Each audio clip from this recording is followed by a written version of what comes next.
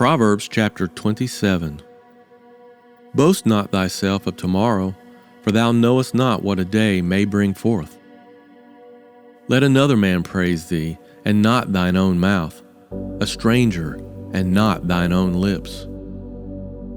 A stone is heavy, and the sand weighty, but a fool's wrath is heavier than them both. Wrath is cruel, and anger is outrageous, but who is able to stand before envy? Open rebuke is better than secret love. Faithful are the wounds of a friend, but the kisses of an enemy are deceitful. The full soul loatheth an honeycomb, but to the hungry soul every bitter thing is sweet. As a bird that wandereth from her nest, so is a man that wandereth from his place. Ointment and perfume rejoice the heart, so doth the sweetness of a man's friend by hearty counsel. Thine own friend and thy father's friend forsake not, neither go into thy brother's house in the day of thy calamity, for better is a neighbor that is near than a brother far off. My son, be wise, and make my heart glad, that I may answer him that reproacheth me. A prudent man foreseeth the evil, and hideth himself, but the simple pass on, and are punished. Take his garment that is surety for a stranger, and take a pledge of him for a strange woman. He that blesseth his friend with a loud voice, rising early in the morning, it shall be counted a curse to him.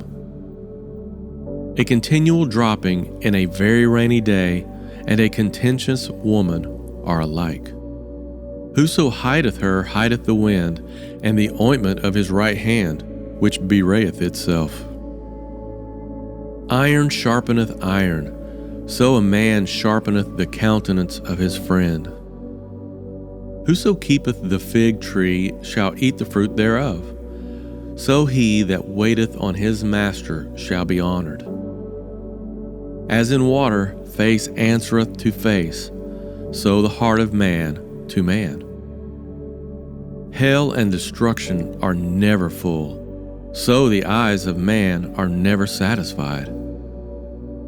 As the finding pot for silver and the furnace for gold, so is a man to his praise. Though thou shouldest bray a fool in a mortar among wheat with a pestle, yet will not his foolishness depart from him. Be thou diligent to know the state of thy flocks, and look well to thy herds. For riches are not forever, and doth the crown endure to every generation? The hay appeareth, and the tender grass sheweth itself, and herbs of the mountains are gathered. The lambs are for thy clothing, and the goats are the price of the field. And thou shalt have goat's milk enough for thy food, for the food of thy household, and for the maintenance for thy maidens.